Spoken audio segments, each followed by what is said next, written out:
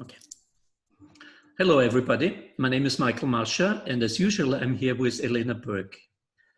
Today, we want to talk about what as a symbol. And I find it fascinating that we drink wine, we drink beer, we drink sodas, and we really don't talk much about it. And then when the topic comes to bottled water, we all have, very strong opinions. And today we want to talk a little bit about that. I think that one of the central things that I've realized in my research is that water is a symbol that far exceeds just this concept of this liquid that we drink. So we've talked about this in our previous episodes because it is really central to why we're here, right? Why we're talking about all of this. But water plays a crucial role in people's lives that means that people have very strong emotional attachment to the idea of access to clean, fresh drinking water. People have strong feelings about being close to the ocean, right? We've talked about this human desire to be near water because it brings us pleasure and peace. Water is a symbol of political tension, economic tension. There's historical pieces to this puzzle. So it's very, very symbolic. And it's not just a debate about, oh, is this a product that people want to buy and drink? Yes, no, excellent. What's the price point? It's not a simple equation. And there is this interesting backlash that we've observed towards water that we have not seen towards other kinds of drinks that may have water as their central ingredient. So we see some pushback against big companies like Coca-Cola and the history of that drink, right? And in the US, there's been a backlash against soda drinking in terms of reducing people's refined sugar intake. But in terms of just an emotional response to putting water in a bottle, that response seems to be really only with regard to bottled water, not with other drinks, like most of the other drinks that are on the market that have water as their main ingredient.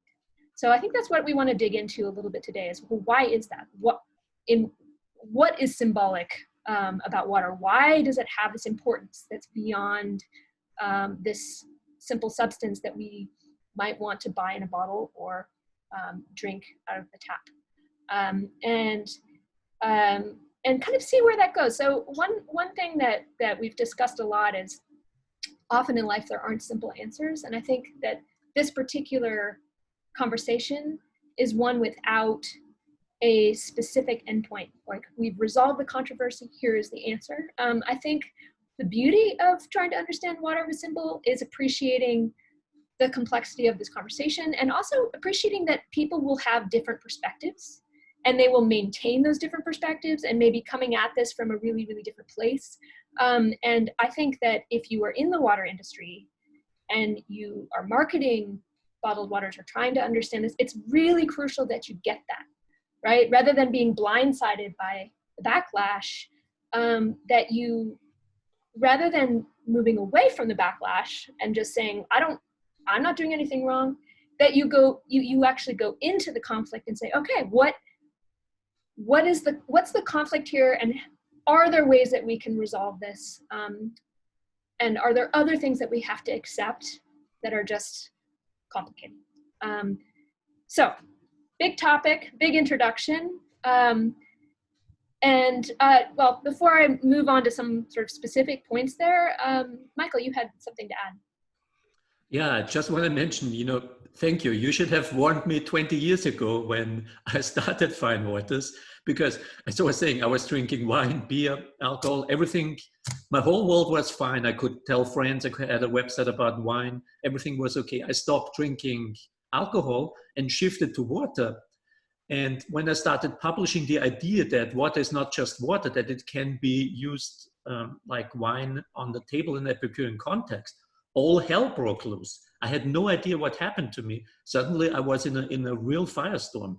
And things have changed. We should also talk about, there's an arc of history over the last, 20 years. Things have moved from very radical to a little bit more contemplated thinking. But it was really, really a firestorm 20 years ago when I had the idea that water should be in a bottle and should be considered as something akin to wine. People say, why are you bottling water? You cannot do this. All these kind of things we're seeing. And it was really fun, exactly as you mentioned. I think myself as a fairly rational person, but I noticed I could not communicate with many of the criticism because it was very, very emotional. So it took me quite a while. I was really set aback by this fierceness of the attack, this sometimes very personal attacks on the water. And I thought, it's just another product. And of course it has problems on the environment, but you need to see it in the context of other things. So absolutely, next time, please warn me if I do something and you know already that it's going to be a firestorm. Well, this is actually one of the, I've been looking forward to this episode so much because this is actually a place where we can talk through what you experienced. So I'm curious to hear what kind of backlash you received, what people were saying. And I think we should also address this emotional aspect. If it were just one thing, right? Oh, the plastic is a problem. Then you solve the one problem and you can move on, right? That's a way a lot of problems have been addressed in the past with backlash, is that people identify the source of the problem and then they can move through to a solution. But with water, as we'll discuss in this episode, it's not any one thing. It's actually a whole suite of different sort of symbolic meanings that come together basically to make this very complicated. So if you're not getting that backlash from one angle, you're getting it from another place. And all of those places are legitimate, right? So it becomes, it can be a little overwhelming, particularly if you hadn't gone into it being aware that that was the response you were going to get. So actually, it might be worth just starting by asking what were some of the initial responses that you got in terms of backlash? What were people saying? Yeah, so I would say 20 years ago, the idea was water comes from the tap. And we talked about it. Bottled water is not against tap water, but the idea was water is for, so here it is, water is for hydration, and the product with which you hydrate is water, and the water comes out of the tap. So this was the argument. And then filling tap water into a bottle and selling it to you is ridiculous. And I remember very early on, I did water tastings. I tried to convince people that water is not just water, it has different tastes. And people said, okay, do a water tasting for me, do a blind tasting. And they brought 3-4 bottles, and suddenly I'm sitting there and I have 6 glasses in front of me. And I taste the water, I recognize something, and this is higher TDS, lower TDS, it's fairly simple. You don't need to be a genius to do that. And one of the waters had a little bit of a strange feeling. It had a little bit of a smell to it. And later I discovered that it was water from the garden hose. So they went out there in the backyard, took some water from the garden hose and put it in there. So the idea was always, we need to catch the guy that tells us that water is not just water and there must be something wrong with it. And, with a lot of patience and making, hopefully, valid arguments, I think we were able to change things a little bit. And at least I had some arguments. The thing where I didn't have an argument against was, I gave once a presentation and I had a water that was in the ground for about 10,000 years. There was some radioactive, there was some data on the water, some carbon dating on the water. So it was pretty clear that it was 10,000 years plus minus 50 or something. And a person stood up in the audience and said, that's impossible. And I said, it's really plus minus 50, it doesn't matter, it's, around that age. And he said, no, the water cannot be older than 7,000 years because the Bible tells us that there's nothing older than 7,000 years on the planet. So this was the first time when I really didn't have an argument, and I couldn't have an answer. But for the other things, I think it's a step-by-step process, making arguments and being very calm about it and telling people what you think and giving them the experience that water is not just water, it tastes different. Well, and even when I came into all of this, right, which was not that long ago, I had no idea that that world really existed, right? I knew that there were different mineral waters. I had an awareness of those, that there were different brands, but in terms of knowing that there were water sommeliers, that there are people who actually specialized in understanding the sources of different waters and their flavor profiles, none of that. I mean, that also seemed kind of amazing to me. And I actually first encountered this when I was running this taste test with my colleague, and we were interested in whether students could distinguish between different medium end, mineral waters. And the first contact I actually had with Martin Risa was a video of him doing a water tasting with a journalist, and very clearly exposing the differences between the different extreme ends of minerality in mineral water. But it was, I was in that classroom sort of, wow, I have no idea. It seems kind of crazy. And my students were in the same boat, right? So it's a phenomenon that seems to take people by surprise, but that's also part of the reason why I became kind of curious. I'm like, okay, this is so surprising to people. If it's so surprising, then there must be some reason why, because we're not surprised that wines taste different, right? Even when the blind taste tests show that it's actually quite difficult to tell some of the classic wines apart in some contexts, we still accept that they're different wines, and we don't find it surprising that there are people who specialize in this. Maybe part of that is history of sort of the wine connoisseurs and thinking about the industry, but I think it's also this substance, right? Water that in our minds is supposed to be devoid of flavor, but it's more than the flavor, right? It's more than that. And so what I wanted to kind of introduce today are some of the main ways in which water is a symbol. So you've identified one, which is the problem when bottled water gets pitted against tap water.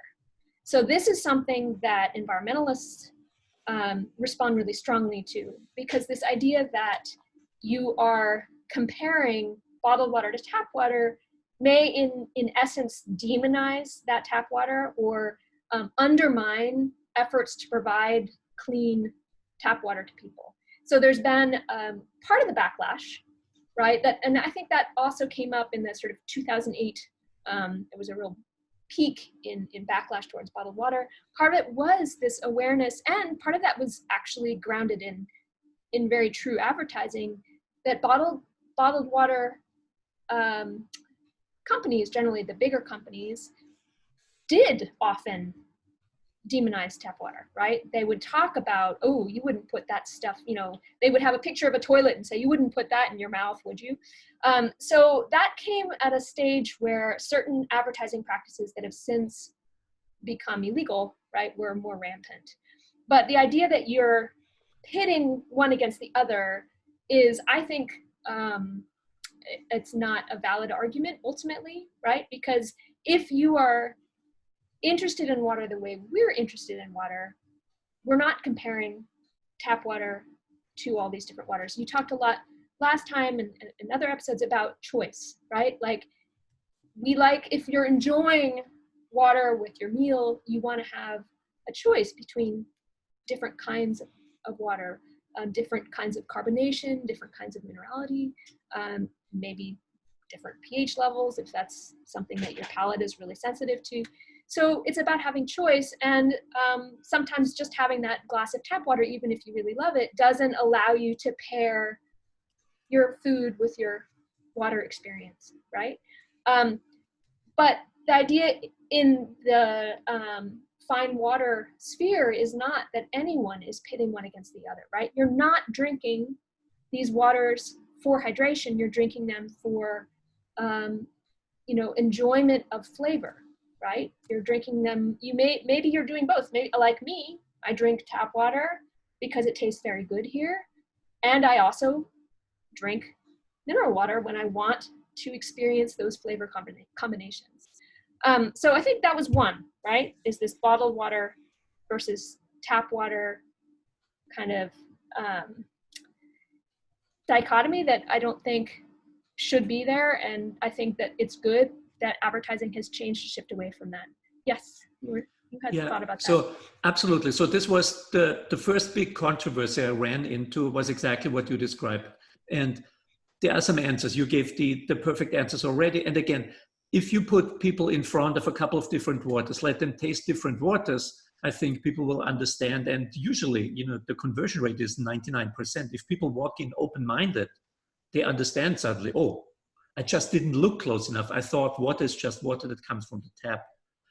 And then, so this was a little bit of an opening. The other one was the opening that in many places, people didn't like the taste of tap water because it's highly mineralized. It has maybe a smell. Where I live, I wouldn't want to drink the tap water. It's perfectly safe to drink. It's just not very pleasant. And if you cook pasta with it, it has a distinct taste. So we have a filter or reverse osmosis system for that. So people could understand that. Of course, the big backlash came from people that lived in places where they have extreme good water, like many places in New York have excellent tap water, and they're saying, why should I buy bottled water? I have such good tap water here. So this was one of the arguments, and maybe you have an answer for the argument two. The argument two was there's so many people around the world that don't have access to safe drinking water, and you promoting selling expensive water in a bottle. How does this match? I've tell you my answer later. Tell me what's the right answer. Yeah, so you've transitioned into one of the major, so the one I started with was this initial kind of adversarial relationship between tap water and bottled water, right? Which was mostly promoted by big companies that were selling processed water for a big profit margin, right? So they essentially were bottling tap water, but saying that it wasn't tap water and demonizing the product that was coming out of the tap. But you've hit on, I think, one of the deeper emotional reasons why people have a resistance to bottled water, and that's that an enormous percentage of people don't have access to safe water. So the very idea of putting water into a bottle and selling it at a premium is difficult, right? If you're thinking about the overall overarching problem that we have with water on this planet. To me, those are separate issues, but I understand why there is an emotional response to water if you're trying to solve these major problems, right? When you have, and I mean, the statistics are so gruesome in terms of the number of children who die per hour from preventable diarrheal diseases, right? That are a result of drinking contaminated water.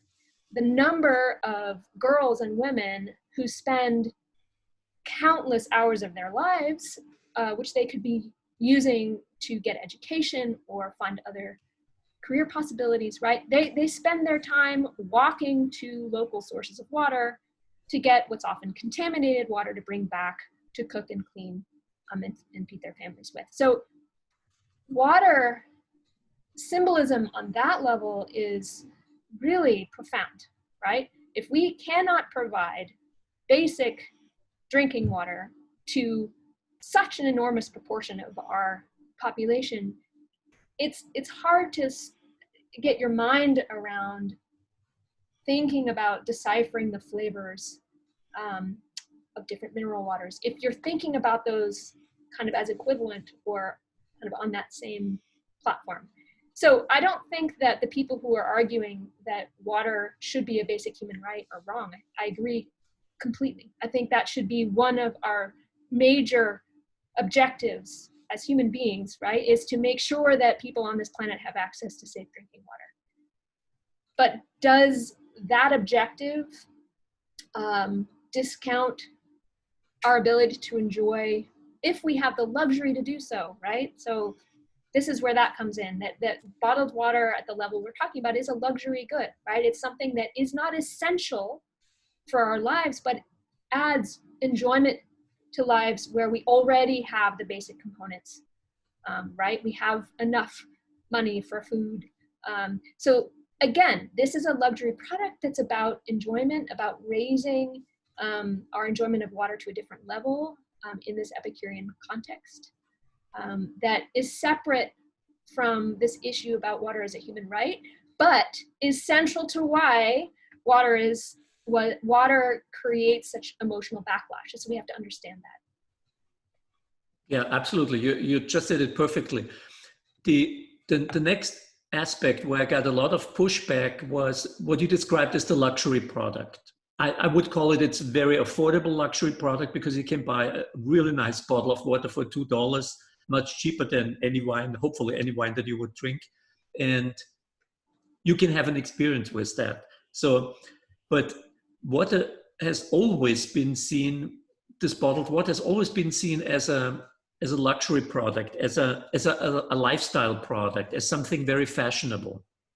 And even if we go back further than that, we talked about Rome, in Roman times, some rich and wealthy family had water. It wasn't bottled, it was in a big earthen jar coming from Germany into Rome. So this was clearly luxury items. The slaves and the servants probably did not drink that water.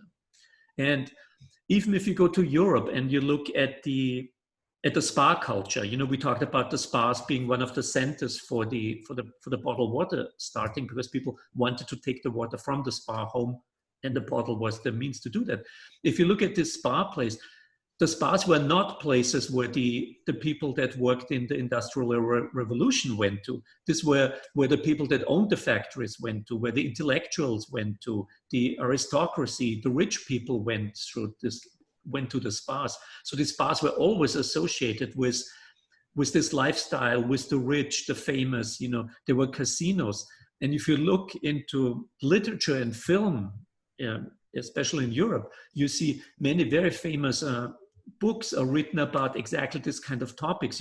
Thomas Mann with Der Zauberberg, Magic Mountain comes to mind. And, there's a very classic film from Alain Resnais, Next Year in Marienbad. Also, the spa culture, this rich, famous lifestyle becomes not only a destination, but it also becomes a motif for, and water, and bottled water has its history in it. So I think it also has taken this into account. And when Perrier started, really pushing this lifestyle angle in the 70s with the single serving bottle, it wasn't something new, but it was something that became a lifestyle. You went to a bar, you ordered a small Perrier, and maybe it cost as much as a glass of wine, but it radiated not only can you afford it, but also are you health conscious and all those kind of things. So this was also a very backlash. And I just wanted to show you, in the 70s, the Perrier bottles went totally new. This is from a bottle of Perrier from 1935. I had the pleasure of opening this. This was unopened. I actually drank this bottle in about 10 years ago. It was still good. There's a little bit of cork under the crown. And so the cork gave the water a little bit of taste. The water still had some bubbles, which is unbelievable. We talked about natural carbonating, holding the water much longer. But this is 1935. So even in 1935, you could order a small bottle of Perrier and enjoy water in a small bottle. So at the beginning, this kind of lifestyle, this association with more affluent lifestyle was also a backlash, especially by people who had a very valid interest in saving the planet and also working with people in third world countries. This was also part of that clash, was the symbolism of water also as something of affluence and of lifestyle. I think part of the reason that it's associated with affluence and lifestyle is, I think I'm really glad you brought up the historical angle, because I think that's a big part of it, right? This history of the spa culture. But it's also, there's just something about this really persistent belief that water just is water, right? So the idea that you would put it in a bottle and spend money for it at a fine restaurant is just patently absurd to certain people, right? Like that there isn't a lot of room in the imagination there to think that it's anything but pretentious, right? That surely if you took water from the garden hose and put it in a bottle, right? There's the Penn and Teller video that's online, easy to find, that shows exactly that, like the eau de robinet, right, which is tap water in French, that oh, it has a lovely flavor, right? That the idea is that they're hoodwinking all of these customers at a fine restaurant into believing that they're drinking something special when it's in fact just tap water. Or hose water, right? So there's a lot of cultural reference tapping into, again, that use of that word, but tapping into this belief that water is just water, and if you bill it as anything else, then you are just trying to take advantage of people and make money off of something that's really not distinguishable from other forms of that product. So there's a really, I think that we can't lose sight of that, right? Is that there's a really strong belief out there, which is a really stubborn belief, that water is all the same. Again, maybe these things are all connected. Part of the reason why I wanted to bring all this together into one episode is that I have a feeling that all of the reasons why water is symbolic and controversial are all sort of tied together in some way, right? Yes, you have a thought to add here.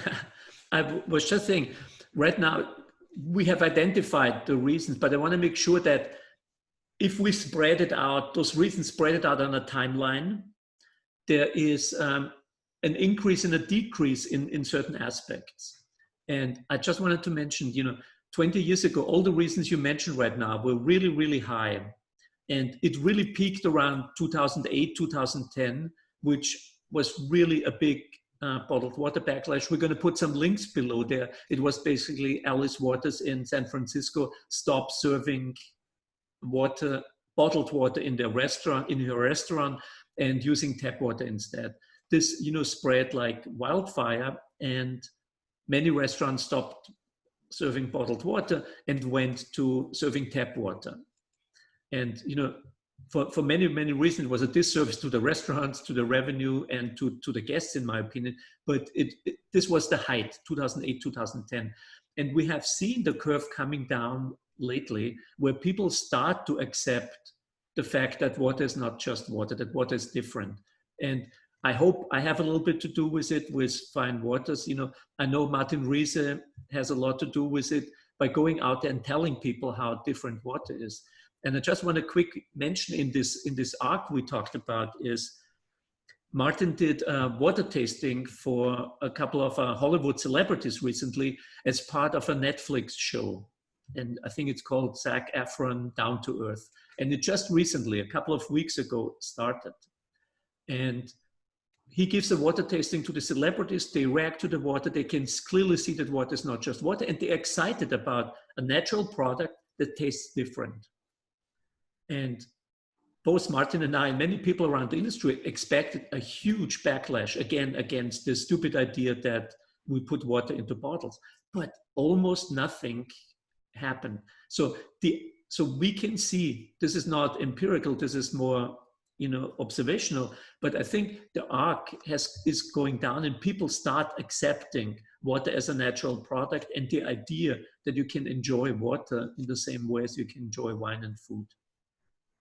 So what I think's happening here, my sense of this is that you have different arcs basically happening at the same time, right? So you've got the arc of thinking all water is the same to, it's really interesting, this idea that no, in fact, people are more and more willing to accept that waters are different and embrace different kinds of mineral water. So there's one arc there, but one that I don't see decreasing is the environmental impact arc, right? That actually the more we know about plastic and waste, the more of a problem this is becoming and the more urgent a solution is becoming to this problem. So in a couple of years ago, I guess it was actually just a year ago, I went to a meeting for mostly geologists, geoscientists, and there was a whole day devoted to plastic in the oceans. So an entire day of talks, symposia, et cetera, dedicated to this problem. And what was really striking to me coming into this, so I sat in on that whole session, was how little we know about where the plastic is going. So we now know, we're going to talk about this more next time, so I won't go into too much detail, but we know that microplastics, right? When plastic breaks down, it never fully it never fully breaks down. It breaks into smaller and smaller pieces. And what we now know is that those microplastics, which you can't necessarily even really see, can potentially have devastating impacts on organisms in the ocean, and on food webs, right, that we may not even know. And when you think about how vast oceans are, right, 3/4 of the Earth's surface covered in water, scientists have made attempts to track plastic in sometimes very ingenious ways, through using sort of satellite imagery and all kinds of stuff. Turns out that jellyfish and plastic look really similar. So some of the imagery has been problematic, but basically that there are efforts to try to track where plastic goes, and there are these just mysterious unknowns that are very, very frightening. A lot of companies have taken efforts by reducing the amount of plastic in their individual bottles, making different kinds of plastic, etc. But the environmental question about water is not one that I see being ignored, and I think that's good, right? So we need to, this trend toward, this is why I've been pushing so hard for this idea that these small water farmers should embrace this, right, and find ways to offset these costs because of water's symbolism, right, that goes beyond this simple substance. Yeah, I totally agree. So the arc I was describing was the arc for accepting that water is not just water. And again, that tap water is for hydration and the other waters are for experience. So this arc, I think we have managed. I totally agree and about the importance of the environmental aspect, and that this arc is still increasing. It's every single bottler I talk to has concerns about that. We talk about it. He's asking me, what can we do? How does this look like? So the small water farmers we talked about, the small companies, and even the big companies are very, very much aware of this problem and trying rapidly to find solutions. And we have a whole segment on exactly what they're doing later, so we don't want to give away too much. So, but I agree, it's very important. But I think the answer, so for the first problem, tap water versus bottled water, the answer is experiences. Look at the different waters. If you want to have an experience, unfortunately, you probably cannot have it with tap water. You have to buy bottled water for your hydration need. Of course, don't brush your teeth with the bottled water. Use the tap water for that. So that's the answer to that. I think for the environmental problem, of course, the answer is very complicated, but a simple step would be differentiating between natural water and processed water. Natural water comes from a real source, has terroir. It has the right, so to speak, to be in a bottle and be brought to you because it's special. Processed water is not special. It's the tap water from the factory in your city, and it's in a plastic bottle. It's two things that look very different. They're both bottles of water, but one is a natural product, deserves to be bottled, and the other one should not be bottled. And depending where you live in the US, I would estimate about 50% of the bottled water sold in PET bottles is actually municipal tap water that has been filtered. It's filtered tap water. So if it will not happen that you eliminate it because there are big companies behind it and big marketing powers. But if we start thinking about buying water in PET only from a natural source and not from a processed source, you eliminate 50% of the PET plastic rather rapidly, which I think is a big first step.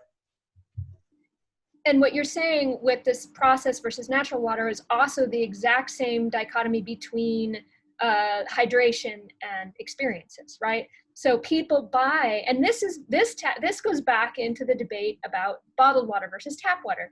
If people are buying processed water because they are thirsty and they're trying to solve their hydration problems and they have misinformation, so one of the worst things is when people are drinking processed water because they think that their tap water is safer.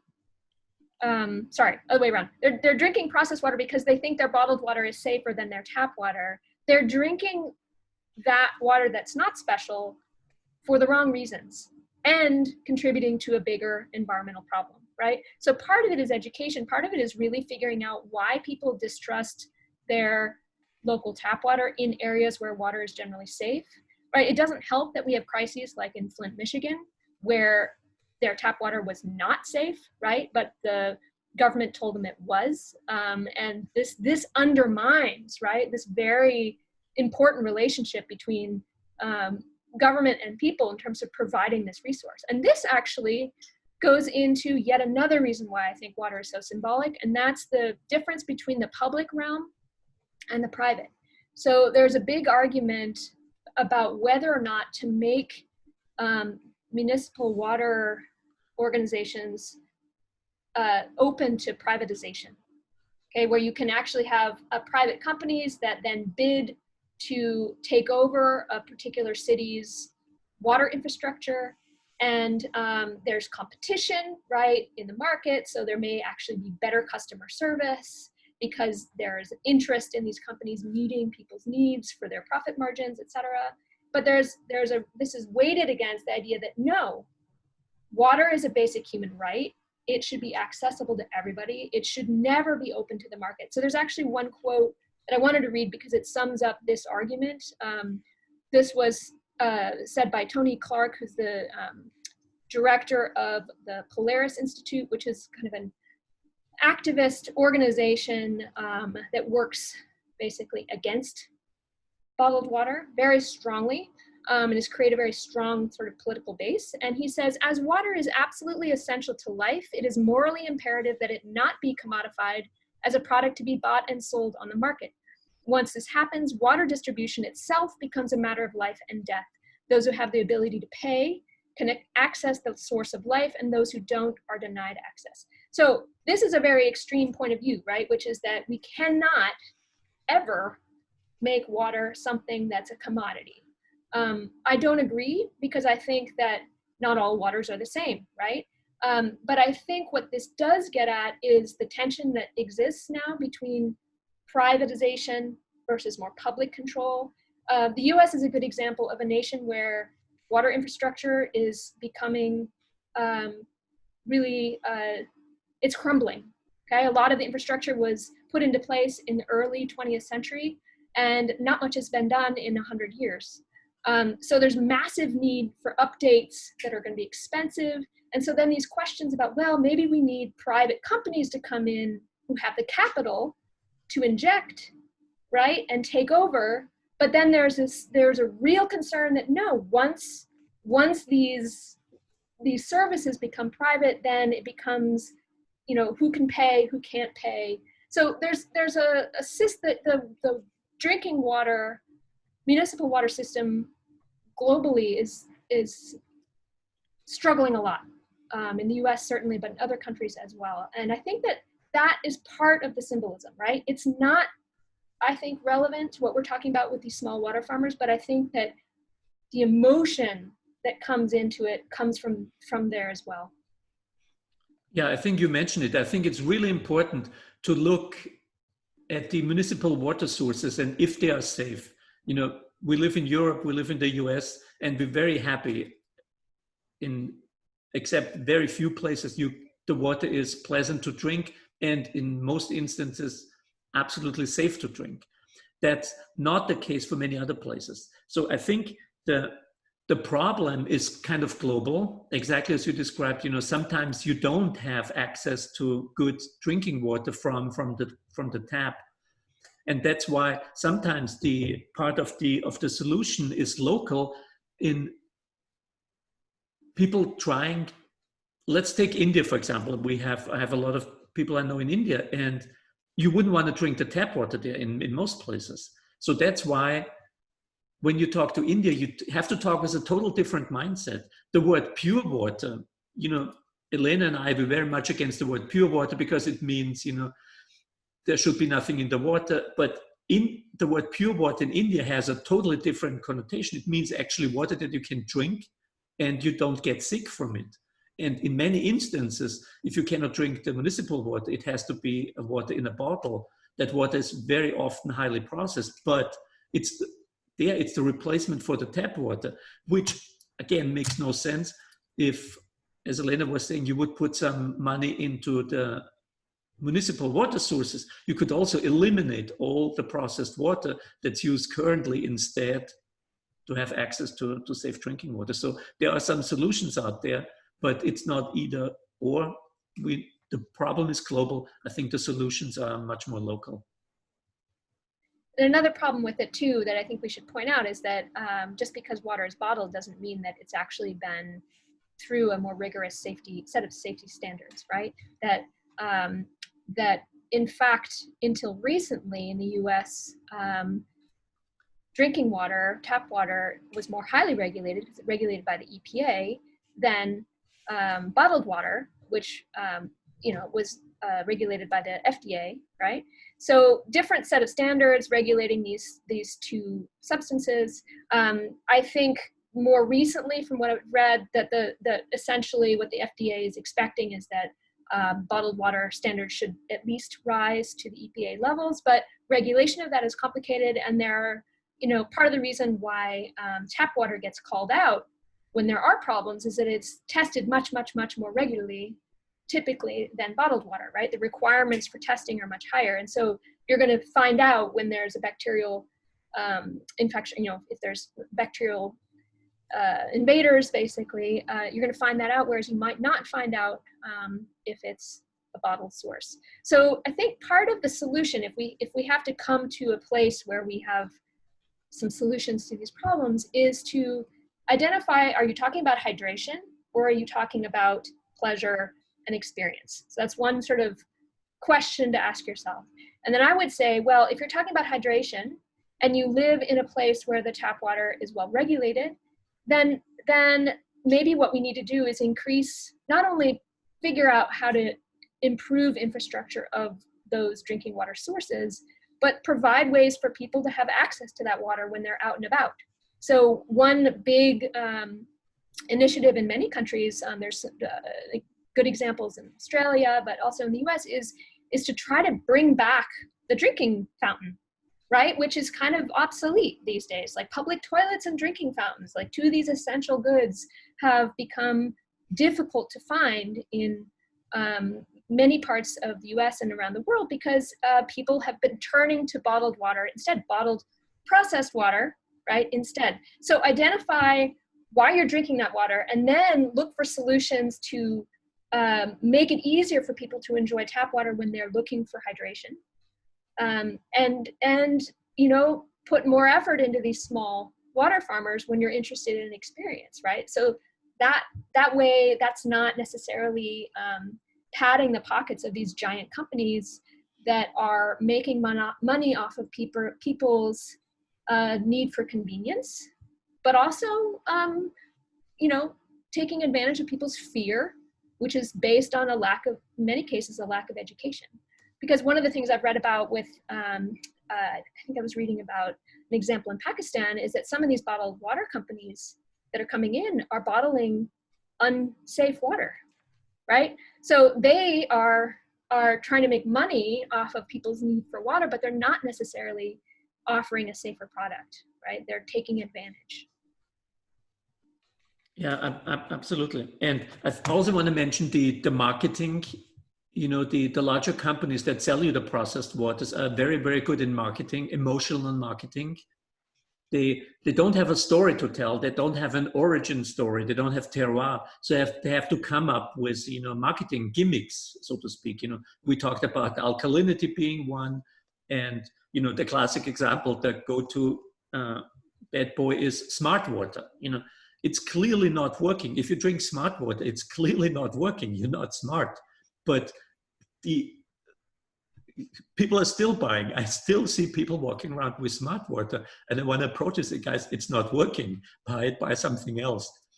But so marketing is another way in which the big companies really, really try to influence us that this water is important. I also want to mention quickly. So there are many responses, and we will talk about the PET plastic response from the company. But in many instances, people also responding with greenwashing to the current situation. And what do you think? How do you feel about this greenwashing aspect? Is greenwashing an advantage, or is it almost turning around into a disadvantage for a brand? Well, it depends, right? So greenwashing implies that a company is making a claim that it's actually not meeting, right? Like greenwashing means you're just using it as a marketing gimmick, but you're not actually doing anything. So one thing we talked about last time was this idea of ethically branded waters. This is this new market of waters that are very explicit about how they donate a portion, or in some cases all proceeds, to improving water infrastructure in underserviced areas.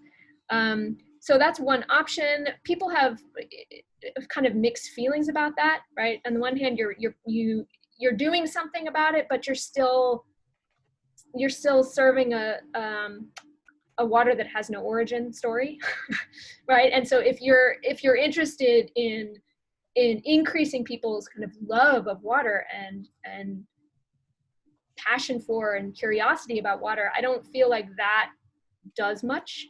But I don't know if I guess what you have to ask yourself is are we going to be able to dismantle the idea that you need to be able to have a bottled water disposable container in your hand at all times, right? So people have gotten used to moving around with bottled waters.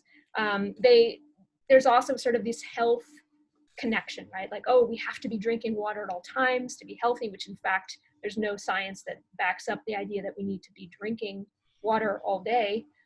We get a lot of our water from our food. It's not necessary, but a lot of people feel that that's part of their health routine.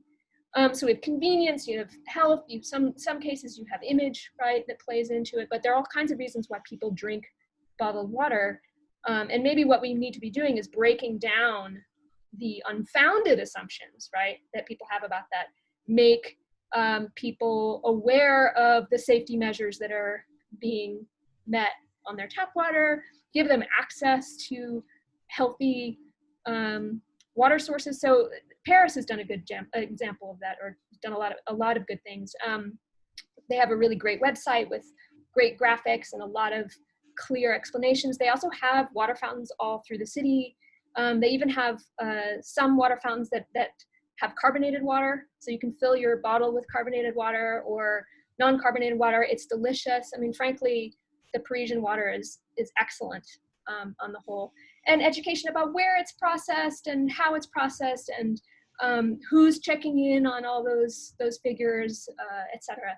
So I think that education actually is essential to breaking down the assumptions people are making that are driving them to buy these processed waters that are sold by these big companies that have a vested interest in trying to figure out how to take advantage of that, right? Like, that's their business model. They don't have a story. Their business model is, how can we get people to buy more of our water?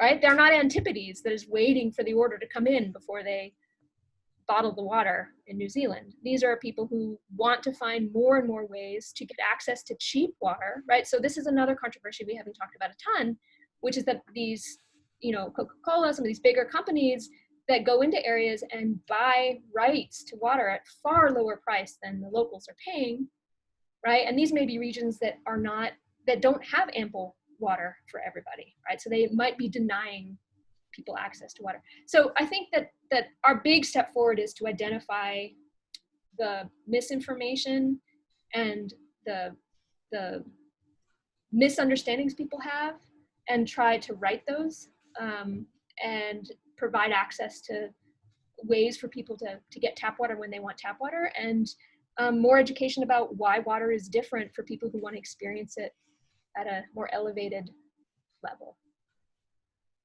Yeah, absolutely. So I think I really enjoyed this conversation.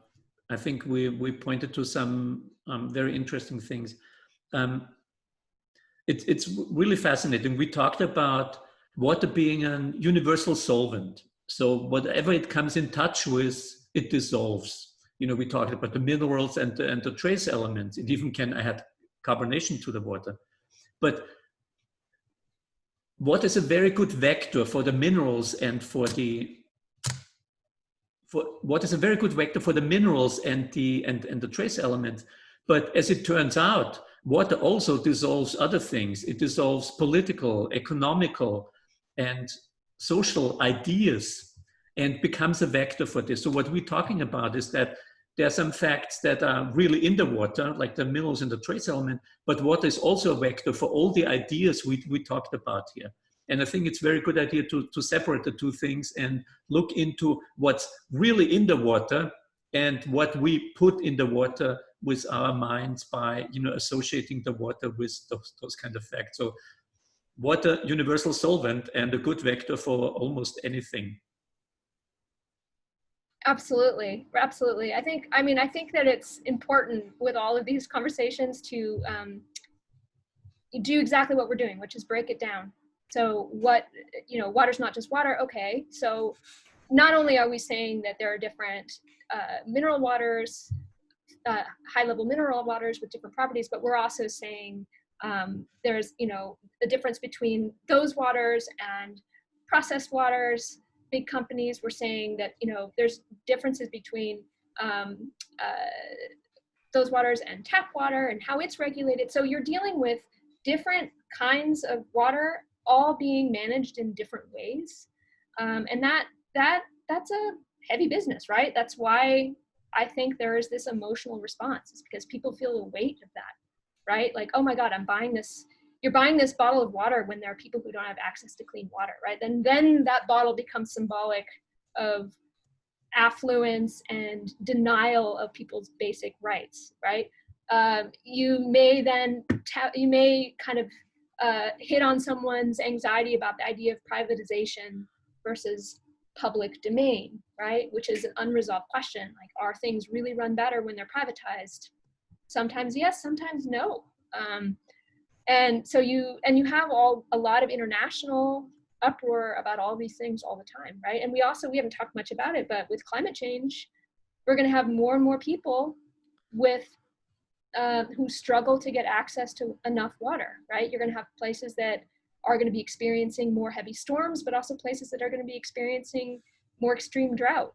You're going to have climate refugees, right? People who can't live where they live anymore and need to move somewhere else, and we have to think about that infrastructure. So it's big. And again, you know, my bottom line is that rather than trying to cordon itself off and say, we have nothing to do with that, I think these small water farmers should welcome that sort of bigness, right? That welcome that conversation and do what they can. And rather than greenwashing and making claims they can't meet, they have to think hard. How can we make our business, if we're going to think about the environmental problem, how are we going to make our business greener, right? How are we going to make our business carbon neutral, carbon negative? How are we going to contribute to infrastructure of water projects around the world? Is that going to be our model, right? Like, I think that these businesses have that responsibility and I'd say that opportunity, right? Because as we talked about last time, they can increase the visibility of water and draw in people's interest and enthusiasm and help educate people about the importance of water resources globally. Yeah, very good. Perfect summary. And if I make a summary of the summary, I would say, you know, water is not just water. Thank you, Elena. Yeah, I think that we'll just have to end with that tagline every time. Water's not just water. Until next time, when we're going to talk about the plastic sort of question, we'll dig a little bit more into that, and then also address this idea of the choices we make. So there'll be some overlap to what we talked about this time, but with a little bit stronger emphasis on the environmental question. Thank you, Michael, and I'll talk to you next time. Bye.